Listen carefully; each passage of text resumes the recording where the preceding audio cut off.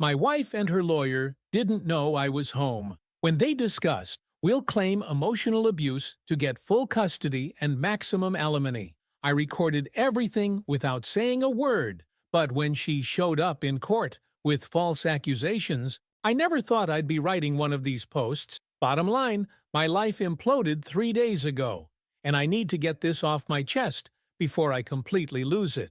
Lila and I have been married for 10 years. We have 2 amazing kids, 8M and 6F, who are my entire world. I built my business from nothing while supporting her through law school, and for years I thought we had a solid partnership. Not perfect, what marriage is, but solid. The first sign something was off came about 3 months ago.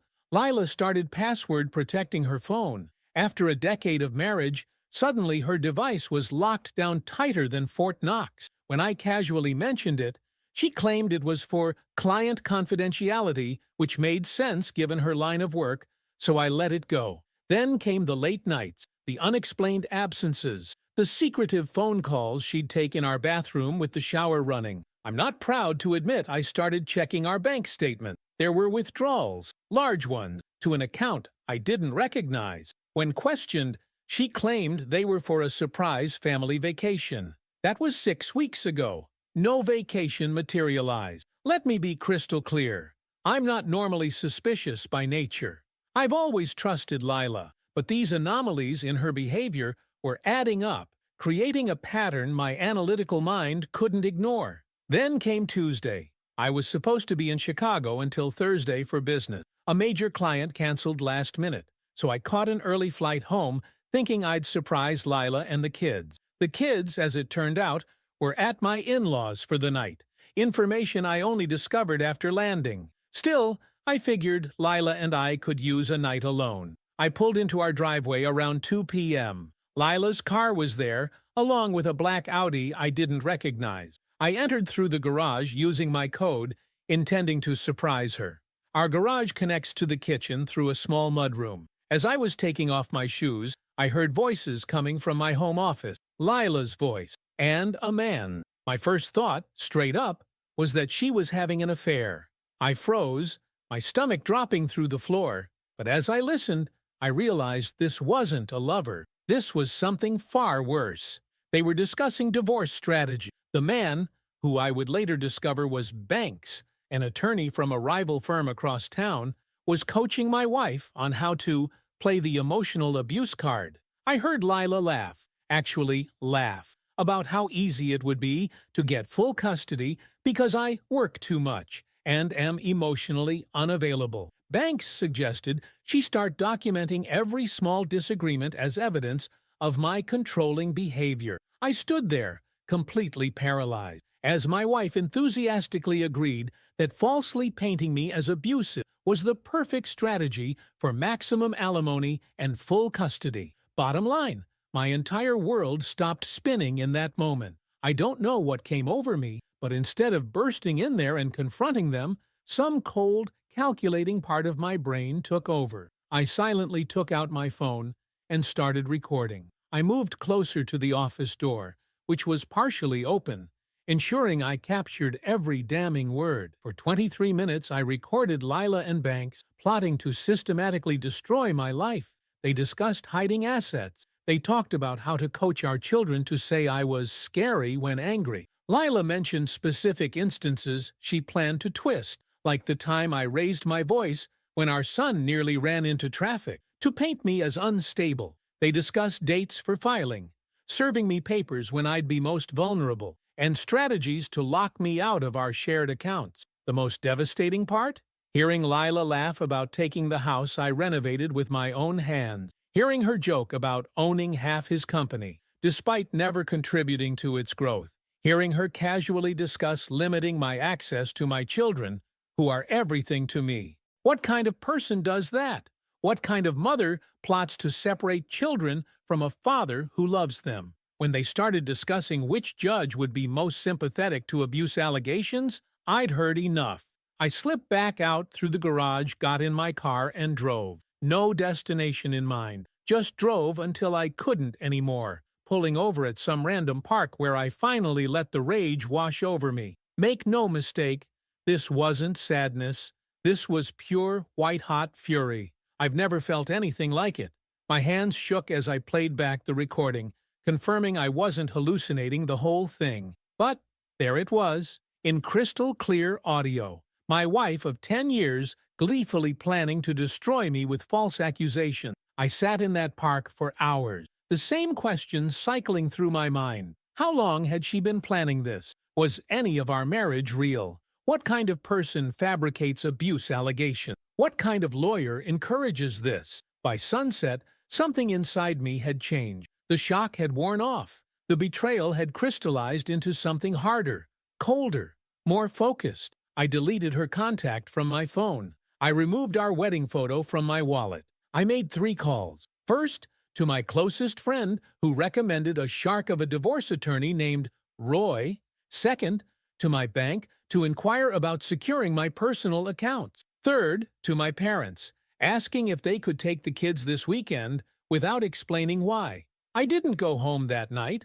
Couldn't face her, knowing what I now knew. Couldn't trust myself to maintain composure. Instead, I checked into a hotel and made a list, a comprehensive, detailed accounting of every step I would take to ensure she couldn't follow through with her plan. Dead to rights. That's what I had her on that recording. And she had no idea.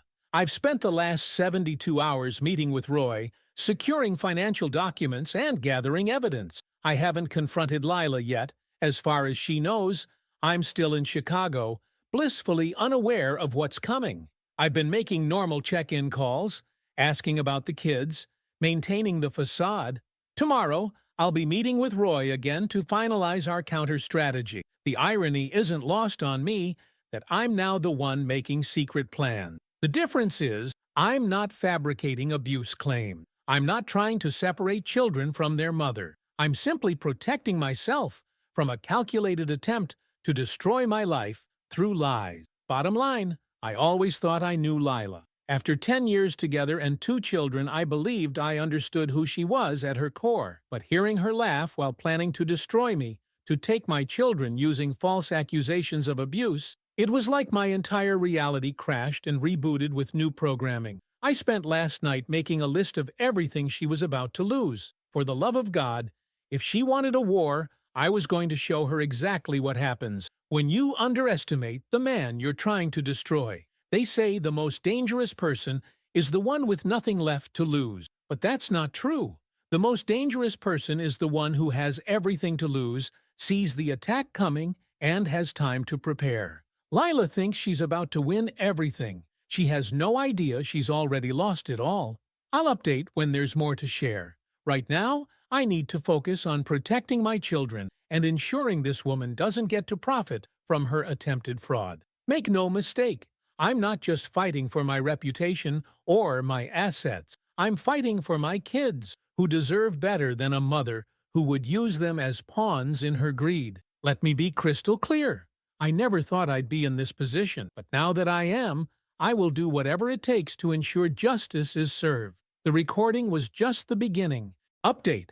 First, I want to thank everyone who responded to my original post. Your advice kept me focused during what's been the most surreal 2 weeks of my life. For those who missed it, I accidentally overheard my wife Lila and her lawyer plotting to falsely accuse me of emotional abuse to secure full custody and maximum alimony in our divorce. I recorded everything. The morning after discovering Lila's plan, I met with Roy. He's not what I expected in a divorce attorney.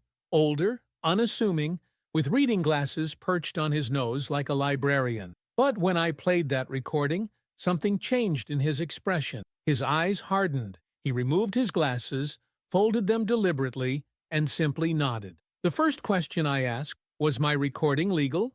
In our state, it is. One-party consent.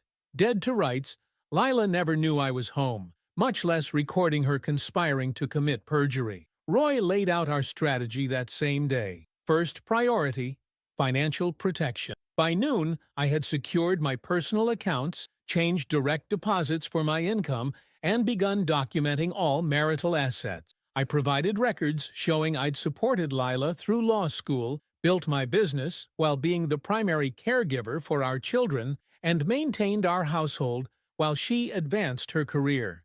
The look on the bank manager's face when I explained the situation still haunts me. Not pity, something worse, recognition. Apparently, he'd been through something similar years before. Bottom line, I didn't just protect my current assets, I documented how my contributions had built everything we had, all while pretending to still be out of town on business. The second phase was harder. I needed evidence of Lila's true character and parenting style. Roy recommended a private investigator named Dolores, a stern, no-nonsense woman who specialized in divorce cases. I hired her immediately. Within 3 days, Dolores had documented Lila meeting with her colleague Kathy at a hotel outside town. This wasn't just a work meeting. The photos showed intimate behavior, furtive kisses in the parking lot.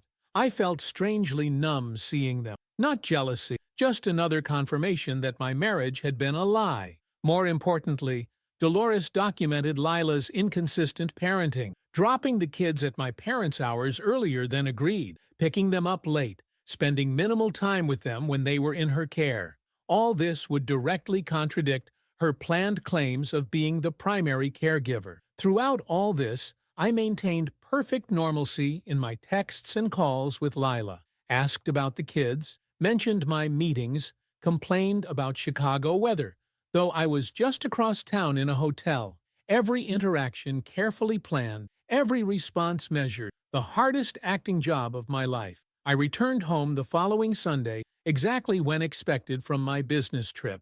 Lila seemed normal, almost too normal. Looking back, I realized she was acting, too, playing the role of devoted wife while finalizing plans to destroy me. That night, she asked about my trip while we got ready for bed. I noticed her phone recording in her pocket, trying to bait me into saying something angry or inappropriate. Instead, I kept responses brief, positive, controlled. The disappointment in her eyes was subtle, but unmistakable. Let me be crystal clear. Living under the same roof with someone plotting your destruction is psychological warfare. Every meal, every bedtime story with the kids, every casual conversation became an exercise in restraint. Each morning I woke up wondering if today would be the day she'd serve me papers. That day came exactly 9 days after my return. I was helping our daughter with homework when the doorbell rang. A process server, looking uncomfortable, handed me a manila envelope.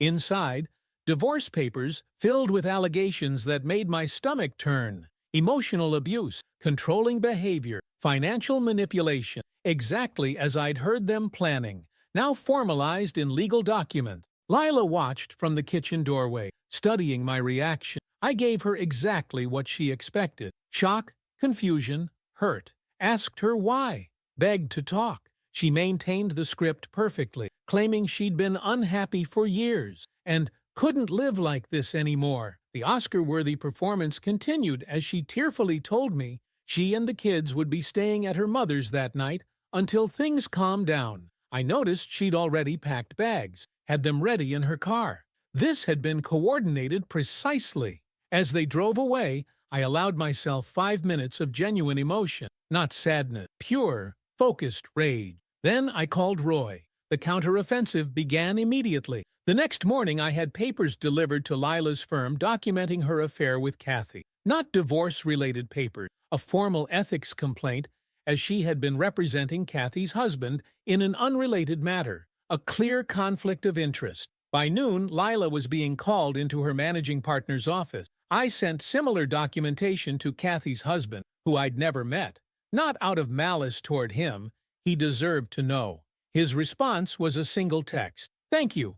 Been suspecting for months." Next, Roy filed our counter-petition, including motions for temporary full custody based on Lila's documented neglect and the recording revealing her intent to make false accusations. We also requested a forensic financial audit, having discovered Lila had been siphoning money to a private account for months. The most satisfying moment came 3 days later. I was picking up the kids from Lila's mother's house when my phone buzzed with notification. Lila had been temporarily suspended from her firm pending investigation into both the ethics complaint and financial irregularities discovered during their initial review. Simultaneously, The family court judge had granted our emergency motion, giving me temporary primary custody. Straight up, the look on Lila's face when she came home that evening to find me calmly making dinner for the kids was something I'll never forget. Confusion, then anger, then the first flickers of fear. She hadn't expected consequences to arrive so quickly. Her careful plan was unraveling faster than she could adapt. She demanded to know what I'd done. I simply showed her the court order regarding temporary custody. When she began raging, I calmly started my phone recording, a fact I mentioned specifically to her. She went silent immediately. The following week has been a cascade of consequences for Lila. The forensic accountant discovered she'd misappropriated client funds at her firm, not just our marital assets. Banks, her divorce attorney, withdrew from representing her after learning about the recording, clearly wanting to distance himself from potential ethics violation. 3 of her closest friends, after learning about the false abuse allegations, have stopped speaking to her. Her life is systematically coming apart, brick by brick, not because of anything I fabricated, but because her own actions are being exposed to sunlight. Tomorrow is our first actual court appearance. Lila has hired new representation, someone less experienced than Banks, as most reputable attorneys won't touch her case now. Roy tells me she's still planning to pursue the emotional abuse allegation, apparently believing the recording won't be admissible for technical reasons. She's wrong. The night before court, I watched Lila practicing her victim face in the bathroom mirror. Straight up, it took everything in me not to laugh. She had no clue what was waiting for her tomorrow. No idea that while she was rehearsing her tears, I was putting the final touches on the comprehensive destruction of everything she valued. Let me be crystal clear. She wanted to take my children and my dignity. In return, I was about to take her career, her reputation, and any shred of credibility she might have ever had again. By this time tomorrow, Lila wouldn't just lose a divorce case, she'd lose everything she ever cared about. And that recording? That was just the beginning. Update 2. It's been 3 months since my last update. I wanted to wait until everything was finalized before sharing how this nightmare concluded. Bottom line, what happened in that courtroom wasn't just a legal victory. It was the complete dismantling of Lila's entire existence. The morning of court, I woke at 4:30 a.m. after barely sleeping. Not from anxiety, from anticipation. I showered, shaved meticulously, and put on my navy suit, the one Lila always said made me look intimidating. Roy had prepped me thoroughly. Remain stoic, make consistent eye contact with the judge, show no reaction to Lila's testimony, no matter how outrageous. I arrived at the courthouse 30 minutes early. Roy was already waiting, reviewing documents with the calm precision that had become familiar. He handed me a small notebook with a single page of bullet points, our strategy distilled to its essence. At the top, underlined, "Let her dig her own grave." We watched Lila arrive with her new attorney, some young guy who looked barely out of school. She wore a conservative gray dress, hair pulled back, minimal makeup, the perfect picture of a somber, abused spouse. Our eyes met briefly across the hallway. The contemptuous little smirk she flashed when her attorney wasn't looking told me everything. She still believed she would win. The judge was a woman in her 60s, with sharp eyes and an even sharper tone. She reviewed the case files silently before proceedings began, her expression giving nothing away. Lila's performance was Oscar-worthy. Trembling voice, strategically timed tears, detailed accounts of emotional terrorism spanning our decade-long marriage. She described arguments that never happened, threats I never made, control I never exerted. According to her narrative, I was a monster who masked my abuse behind closed doors while maintaining a perfect public image. Her attorney presented carefully edited text messages, removing context to make normal conversations seem sinister.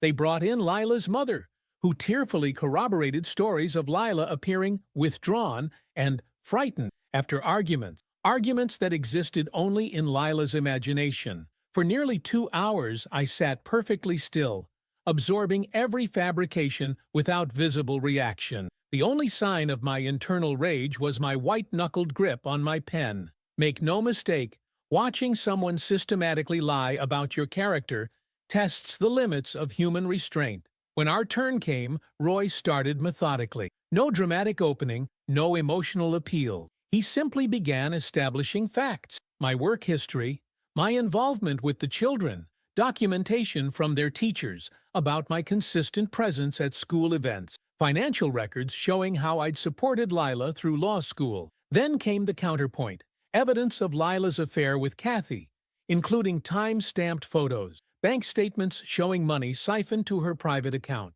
testimonials from mutual friends describing Lila's frequent absences from family events. The judge's expression shifted subtly. Her eyes narrowed. She began asking pointed questions about timeline discrepancies in Lila's testimony. Lila's attorney, sensing trouble, attempted to redirect focus to my alleged pattern of control. That's when Roy played his hand. Your Honor, before continuing, we'd like to submit evidence that directly contradicts Mrs. Last Name's testimony and demonstrates intent to commit fraud upon this court. The audio recording began playing through the courtroom speaker, crystal clear, unmistakable. Lila's voice discussing with Banks how to fabricate abuse allegations, laughing about taking the house, strategizing how to maximize alimony, planning to limit my access to our children, despite acknowledging I was a good father. I watched Lila's face as her own voice filled the room. The color drained instantly. Her eyes darted to her attorney, who appeared equally blindsided. She attempted to mouth something to him, but he was staring at his notes, visibly processing the implication. The judge's expression transformed from professional neutrality to undisguised disgust. She stopped the recording halfway through. What followed was the most satisfying 15 minutes of my life. The judge tore into Lila with cold, measured fury, called her actions a disgusting perversion of justice, stated that in 22 years on the bench, she had never witnessed such a calculated attempt to abuse the court system, announced she would be referring both Lila and Banks to the state bar for ethics violations and possible criminal charges for attempted perjury. Lila began sobbing, real tears this time. Her attorney requested a brief recess, which was denied. The judge continued, stating she had heard enough to make immediate temporary rulings. I would receive full custody of our children. All marital assets would be frozen pending investigation into Lila's financial misconduct. Lila would vacate our home within 48 hours. The systematic dismantling of Lila's life accelerated from that day forward. Within a week, her firm completed their internal investigation and terminated her employment after discovering she had indeed misappropriated client funds. The state bar suspended her license pending disciplinary proceeding. Banks faced even more severe consequences. The recording proved he had actively encouraged perjury and fabrication of evidence. His firm dropped him immediately. The district attorney opened an investigation for conspiracy to commit fraud. But that was just the beginning. The court-ordered financial audit revealed Lila had hidden over $200,000 in marital assets and had been planning this divorce for nearly a year. The judge's final ruling reflected this deception. I received the house, primary custody, and most of our assets. Lila was ordered to pay my legal fees in full. Socially, Lila became radioactive. The recording, which became part of public court records, circulated among our social circle. Friends who initially believed her accusations disappeared from her life. Her own parents, after hearing the recording, cut contact.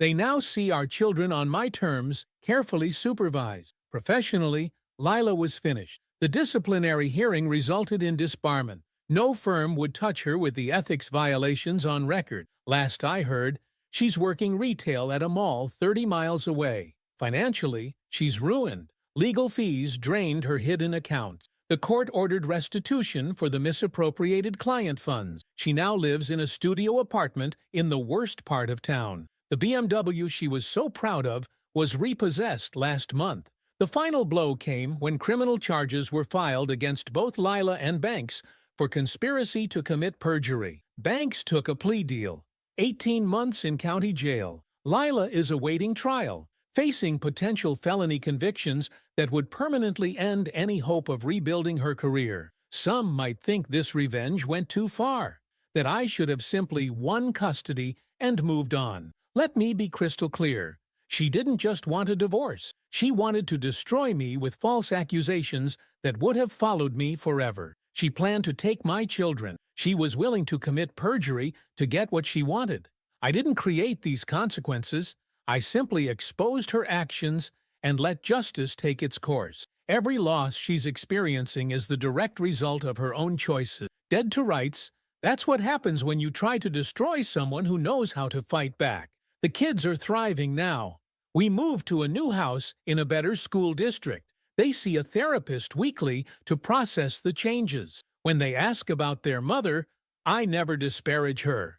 Her actions speak for themselves. Her visitation is supervised and limited, which she rarely uses anyway. As for me, I've started dating Lynn, their art teacher, who shows them more maternal care in an afternoon than Lila did in years. My business is expanding. Life moves forward. Bottom line, I sleep soundly, knowing I didn't just survive Lila's attempt to destroy me, I systematically dismantled her entire existence in response. And straight up, I don't regret a single moment of it. Some wounds don't deserve forgiveness. Some betrayals can only be answered with complete destruction. Make no mistake, when you try to take everything from someone, don't be surprised when they return the favor tenfold. That's not vengeance. That's justice.